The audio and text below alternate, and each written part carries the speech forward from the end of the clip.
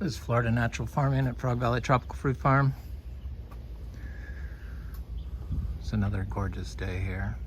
Paradise. So glad I moved to this part of Florida. This rose is like stunning.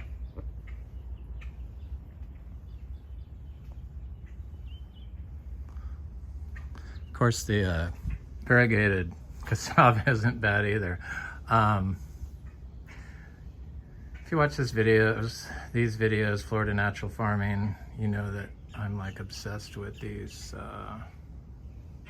tropical houseplants. They're rare aroids, the monsteras, the philodendrons, the anthuriums, the midriums, goes on and on. Epiprenums. It's the Epiprenum pinnatum variegata from Equigenera, and it didn't have very good variegation, but I don't think it was in the sun because I moved it closer to the sun for a while, and it looks like the variegation is starting to come out in it, so I'm excited to see what that looks like. Of course, these are all immature form of the leaf. It's like got fenestrations like the Adansonii, and then becomes palmate like the Monstera subpinnata. The Anthurium regale is just so impressive. So I was trying to rearrange in here, up hot stuff, but it's getting kind of crowded. It is crowded. So I had some cuttings I did. This is a Philodendron Pastazanum, and it's ready to go outside. So it's wet enough. I'm just gonna put it out there. It's getting close to winter, so that'll be good for it. Keep an eye on it. I don't want it to die. Some of them died during the drought, the cuttings. So I've never had cuttings die during the winter. So I'm just gonna do cuttings in the winter. Kind of makes sense. They're not really growing a lot. They're just sending down roots. Whereas in the summer, they want to do growth and they can't because there's no water. So they die. A lot of this stuff, this natural farming, just kind of makes sense when you really think about it. Just amazed when I see people installing mega food forests, and it's like in Florida, and it's like driving all over it and just wood chips and their plants. Very depressing to me. I know that pH is important for the uptake of calcium for plants, and if you don't uptake calcium correctly, you can't uptake any nutrient correctly in a plant. So Florida's on basically petrified seashells, the rock here, and it's all calcareous rock. High in calcium. They mine it here. They mine gypsum here. That's what causes the pollution on the Gulf Coast, the gypsum mines. But so when you apply just wood chips, you don't have any roots that you in the ground like you would from a living orchard floor. So wood chips in compacted soil with heavy rains create carbonic acid in the upper levels of the soil, you know, below the wood chips. Carbonic acid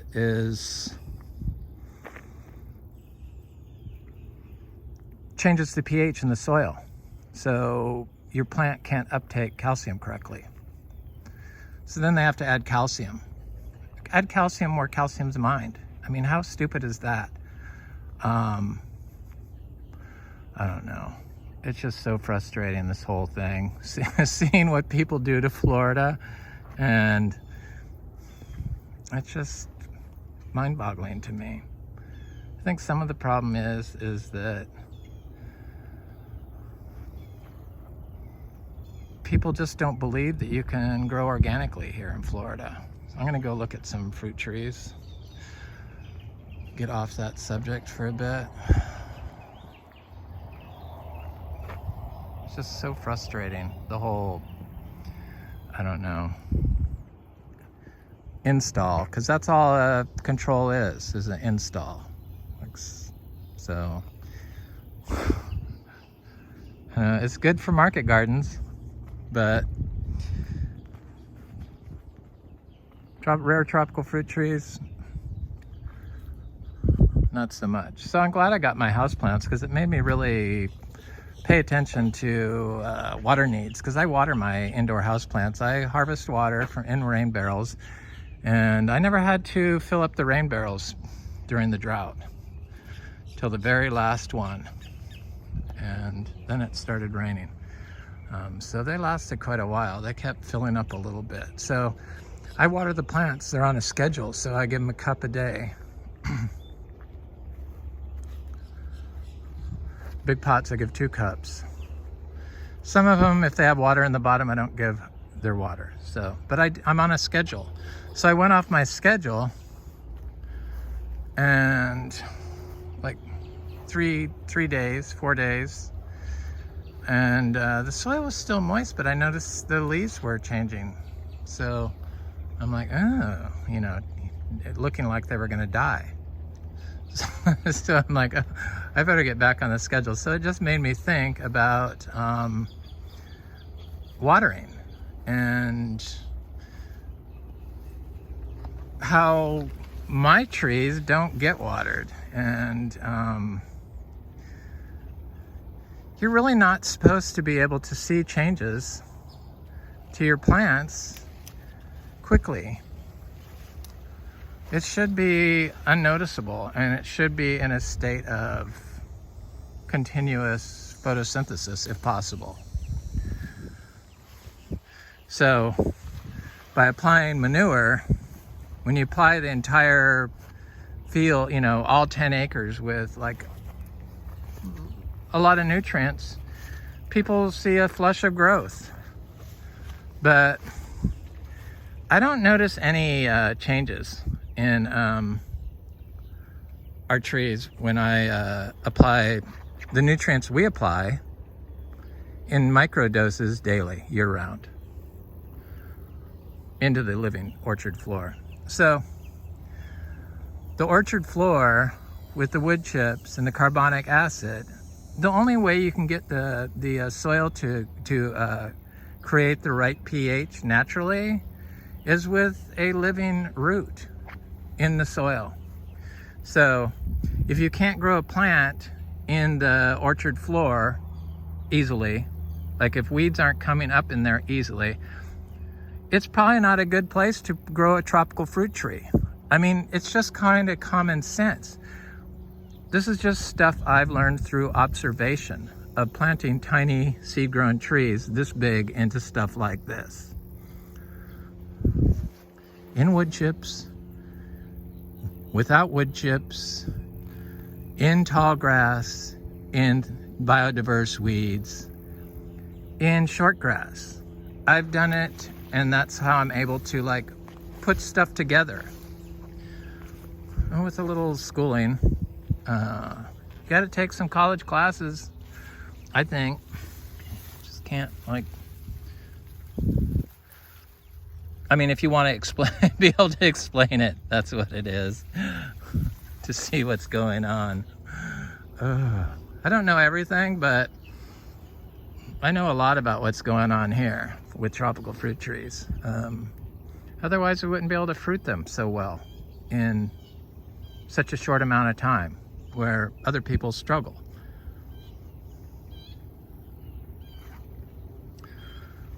The wood ducks are back. Look. My wood ducks. Not my wood ducks, our wood ducks. There's a bunch of them in there. They don't want to see me, so I'm not even going to go over here. I'm going to go back and look at the Kwai Muk tree, and then go look at the sugar apples. So yeah, when you have the living roots in the ground, they excrete substances that attracts microbial life, fungi, bugs, whatever you want to call them, to the root zone, which buffers the soil. It's a swarm of nutrients, carbon mostly, into the soil. That carbon and sugar creates the perfect pH to grow plants. I mean, it's just common sense. If plants grow in it well, your plant will grow in it well. If there's no plants growing in it well, how are you going to know if your plant will grow in it well? Oh, you do a soil test. We've never done a soil test. They're unnecessary if everything you do is for soil health. I mean, I think it's kind of proof that it's unnecessary. Somebody commented or asked on the channel, let me go look at the Kwai Muk jelly.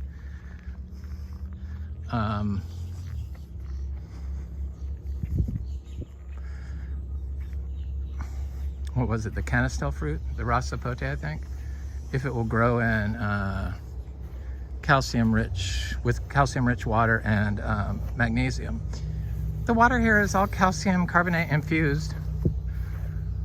Conventional growers put acid in it to get the pH up.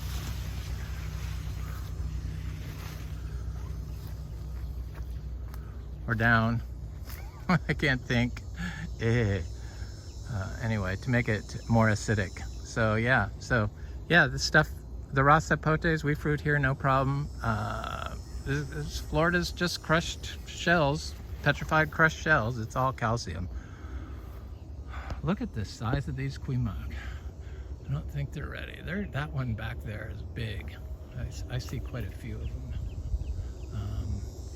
I keep saying this, but I have to keep checking this tree. This is my favorite tree, and those little tiny fruits have the potential to be worth $35 each. Or they are. They were last year. I gave most of the seeds away. I don't really talk about giving, just because I think that's like religion. I can talk about nature because nature is spirituality to me. That's where the one and the same. So that's just how I feel. And but yeah, I don't talk about giving. I lost a couple of viewers yesterday, but I think that was because I mentioned about my partner, and I've done that before and lost a couple of, or I lost like 5 subscribers. So if you don't like minorities, probably you should unsubscribe, because we like everyone. We like the weeds, we like the birds, we like the raccoons, we like the squirrels. We like the gays, we like the blacks. And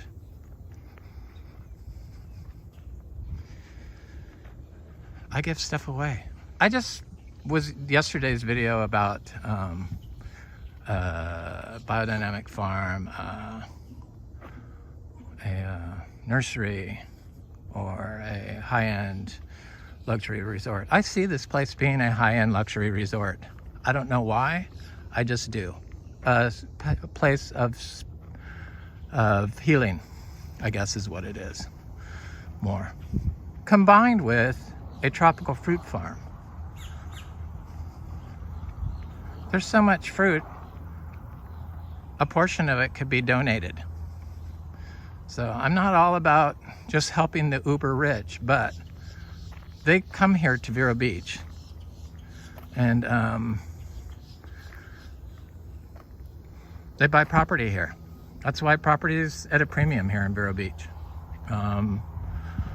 It's a nice spot. I mean, you can't really deny that it's a nice spot. The biodynamic farm person from up north said, when we buy that, or something like that, in this email yesterday, and I'm thinking, oh, when you buy it, you're going to become a tropical fruit expert. and people will want to interview you. That's how it is here in Florida. You buy into your professionalism. Oh, ignore the guy that's putting the, you know, the 10-acre tropical food forest in. But as soon as it sells and you got a new person in here, that person is a professional tropical fruit grower. I am still at the early stages of understanding these fruits. Like, I consider myself a beginner. It's just so complicated. There's so many different varieties here. So the sugar apples, I was just ignoring them, but I was looking at them when we walked down here. We're kind of in a little lull with the sugar apples. After the heavy rain started, some of them cracked. And then now these are just small that are on here. They have a prolonged bloom period. I like that about tropical fruits. So that's a small one still. It has a month or so to go. That one, same thing. There's a lot of fruits on here still. I was just forgot to mention the tropical fruits. I was on my rambling. So I'm going to check the lemons because they're kind of getting near when they start ripening. I think they start ripening around Halloween. Oh, I'm so excited about our lemons. So the roses didn't bloom during the drought, but boy, are they going at it now. Look at all these buds on here.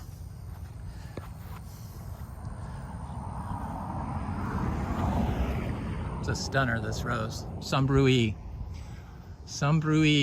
antique, considered a climber, but it's not much of a climber. It's more of just a big, tall bush to me. Bananas are looking good.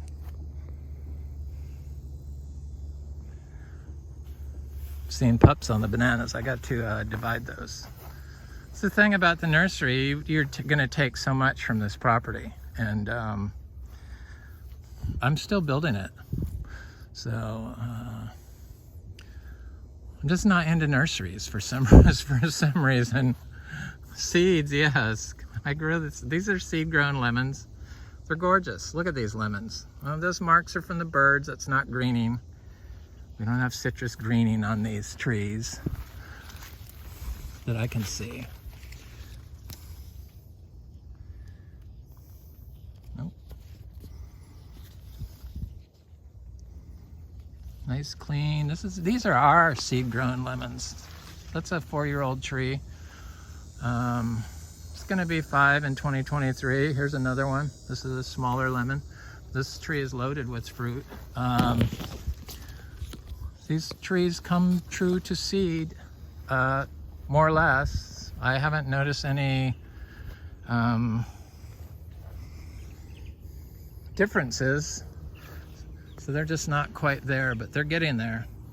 They're definitely getting there. They're gonna be there by Halloween, well, in October, I think. Look at all the lemons on this. I mean, this is just so amazing. You can kind of see them now that they're turning. I mean, these branches are just so laden with fruit. It's amazing. Amazing that they screwed up citrus so bad that they're still giving advice on how to grow other stuff now. Like, please, shut up. I don't know what's wrong with Florida. It could be Eden. It really could, you know, or whatever your name for paradise is. Tropical fruit paradise. Here's one that fell down. Smells so good. I'm so excited about those lemons. Okay, so I gotta go look at the sugar apples. I think we have, I don't know. I know that I've planted more than 100 citrus trees here, but I don't know how many I have. I don't count the trees. And you can't really go by the planting records, because I plant and walk away. Like I bought 6 seeds of the chewy purple sugar apple. I planted 2 germinated. I planted both. I plant them when they're like 2 months old out in the orchard floor without water, no matter what time of year it is. When they're ready, they're ready. I don't wait for the rain. I don't have to. I don't think anybody has to. That's the miracle of Florida. It's like, hello. They called it Florida when they saw it.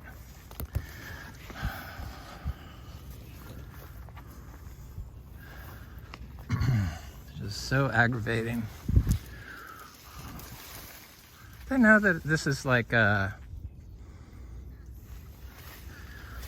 is it, Walter Thune? This is like what, is that Walter Jenny? It's a big soil guy from Australia. I love him. And this is what he, that's what the people that were here the other day said. This is like what he says in action. It's precisely what it is. So it's the way that stuff's supposed to be grown, but they'll fight you, they'll dirt you, they'll dog you. So I'm so paranoid about who buys this place, because all they have to do is consult with the most popular YouTube guy in putting in tropical fruit forests, and they'd probably say to mow it and start over and just save the trees that you can find. Put wood chips down. Oh, I'm sure.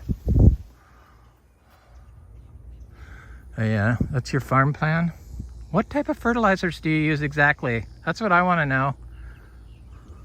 Oh, you're probably mixing slow release fertilizers when you plant. Connecting everything to water. That's not organic. That's not good for Florida. You got to be doing something. You can't just grow the tropical fruit trees with grass cuttings and wood chips.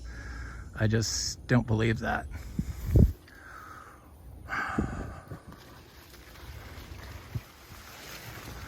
Not dry farmed for sure. You got to have the animal biomineral that comes from manure.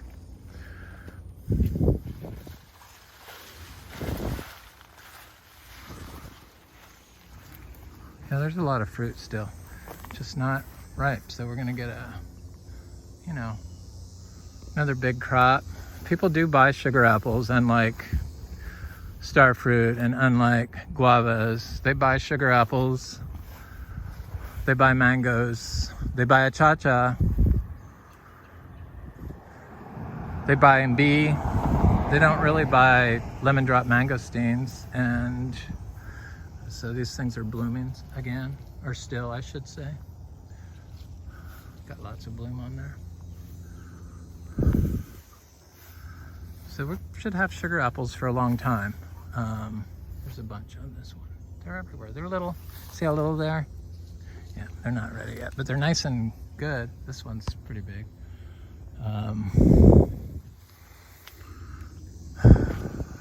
They buy Adamoyas. They buy Adamoya seeds. For some reason, people don't buy sugar apple seeds. I mean, is anybody putting in sugar apple plantation? Anybody been successful with it?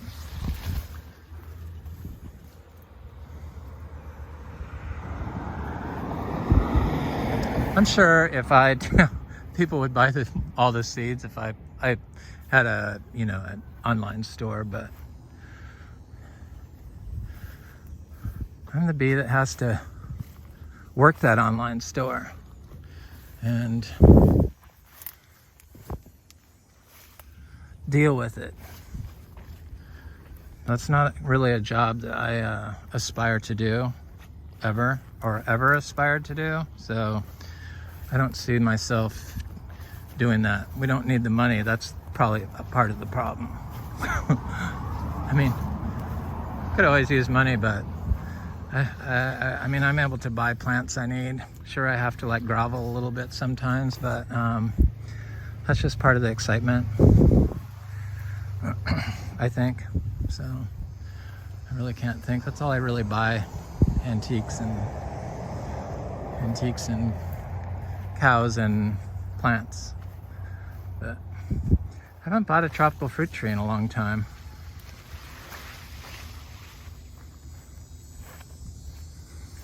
Don't have to, thank God.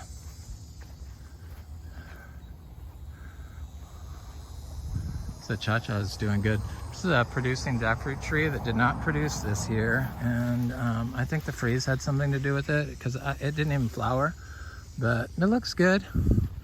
Hopefully we won't get a freeze this year. Hopefully. Trying to think what else I have that has fruit on it. Probably not the cashew. Could though.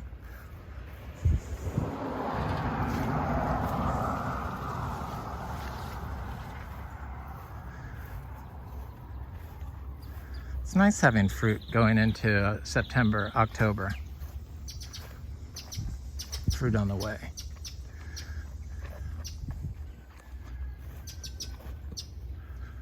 Sugar apples, they've been producing for, I mean, I've been selling fruit off them for 3 months.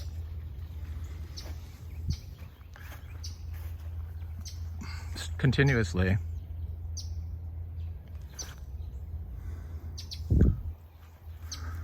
Let's see if there's any lemon drop mangosteens. This is all culinary ginger growing through here. I have so much ginger, it's crazy, in case you haven't noticed. Yeah, I just couldn't see like taking so much stuff from here to grow a nursery. It would really damage the system, I think. I don't know. Depends on how it was done, I guess.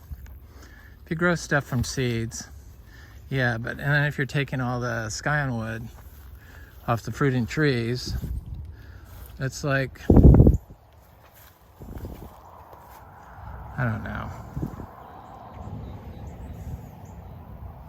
Probably wouldn't take scionwood off Braziliensis or intermedia, but Gardneriana you might, and a Cha-Cha you would, and Hermaphrodite MB you would.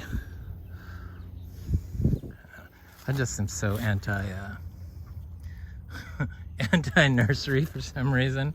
I know people need plants, but all these fruit trees do great grown from seed, so that's the least energy needed to get to where you want to go. So to get to a tropical fruit tree forest, you plant tropical fruit tree seeds. The big seeds I just plant directly into the orchard floor. As long as I can see that plants are growing in there nicely. I know that this is Garcinia humbromiana. It fruited for the first time, but the fruit did not stay. So the seashore mangosteen, but it was the first time it fruited, so next year, next spring, it's coming up soon. This is Gardneriana, and it has flowers on it again. This one kind of doesn't stop blooming. Kind of a year-round thing I see on these. I'm pretty sure that the Cha-Cha will get there. It's Garcinia Braziliensis. This thing produces so much freaking fruit. This little tiny tree. It's like, I like the leaves better on those. That's for making medicinal, or fruit leaf tea. This is a unknown mangosteen. It's got pink flowers. Could be a male humbromiana, but the leaves are slightly different. I'm pretty sure this is a Dulcis Madruno Dulcis macrophylla, Garcinias. So when these Garcinias bloom, they start flowering. So the Ambromiana flowers on the tips of the leaves, but a lot of the other ones like Achacha and Gardneriana, they like flower on the bark of the tree, on the twig part. So Luke's Garcinia. Some of them are getting kind of big. I was a little behind on my Luke's game because I got seeds that didn't germinate, and when I started this place, and I got it's another Luke's Garcinia. We have about 100 Luke's Garcinias, all various sizes. I bought trees as Luke's, but they weren't Luke's. This Luke's got fried from this branch falling down on this oak tree. So the sun, this is cacao, but it's fine. And this is one of our rarest things, Plinia inflata, the giant mulche. So it's a Plinia.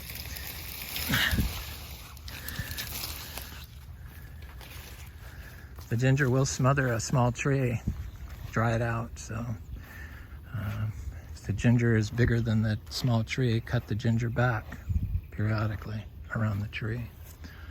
It's a sweet ubijay, giant sweet ubijay, very rare tree. It's a cha-cha. Look at the mushrooms, the fungi.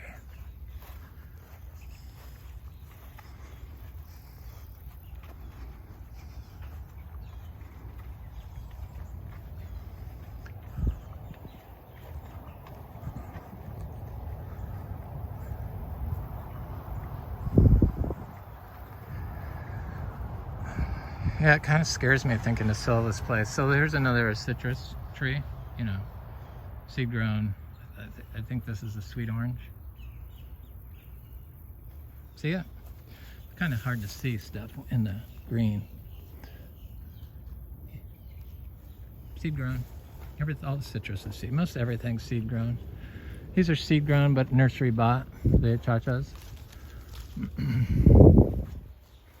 I bought 40 achacha trees, about 41 achacha trees, and all the rest are seed grown.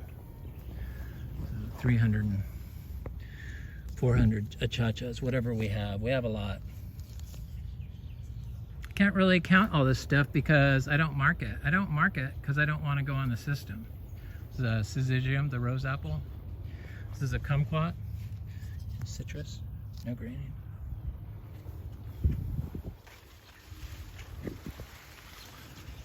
Wow.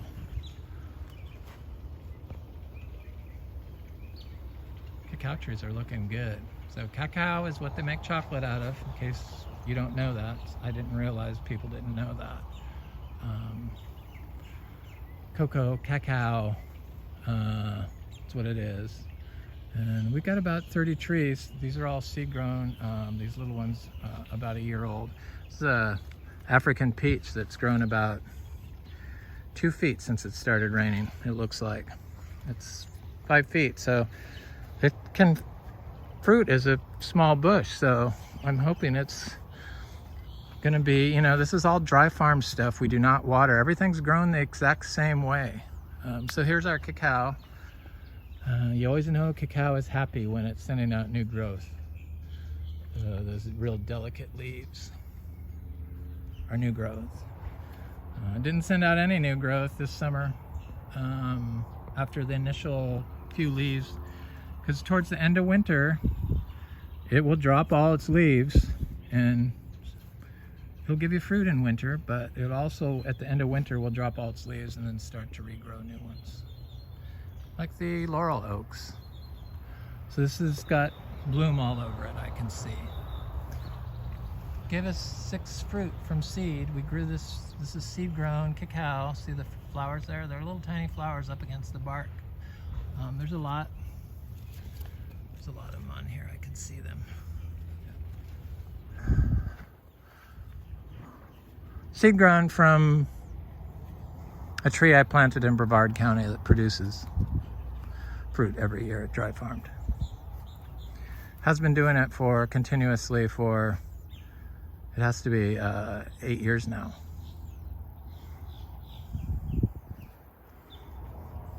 Had like, I don't know, there's 2 trees that I planted, and it looked like 200 fruit on each tree, but I don't know, I was just amazed when I saw them this past winter after the freeze, but they didn't get freeze damage. Garcinia dulcis.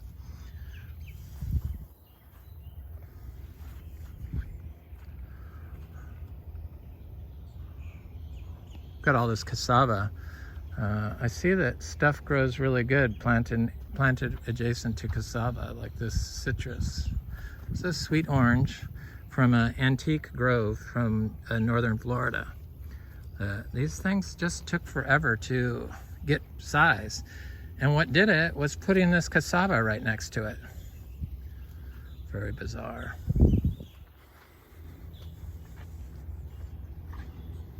Yep. There's citrus all over here. Here's another citrus. Can you see it? That's the whole problem with the green on green tone. It's that tree. I have to go over there just because I said there's 2 trees. I planted them adjacent to each other. I didn't see that the one was there, and then I planted another one adjacent to it. Right here. There's 2 here. So here's one. Look at how green. I mean, these, what? Why are people having so much trouble? And what don't they understand about taking care of Florida will take care of your tree? Just so frustrating. So frustrating. But that's where we are. Here's a finger limes. See it? Those little tiny leaves. Seed grown. It's a gift from a friend. I always forget about this chiro growing right there. Look at how good that looks. Seed grown, of course. The seed grown stuff looks better than the nursery grown trees for sure. Here's the cacao off that tree that's flowering right now.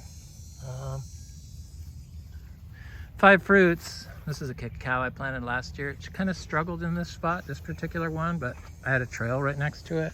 So, this is the trail, not that. That's what maybe I should put in trail. I just want to look at this Philodendron maximus. And it's like doing its thing. That's a new leaf coming out right there, and then it looks like it has another one coming out. Leaves get giant on this. I'm debated on whether, should I put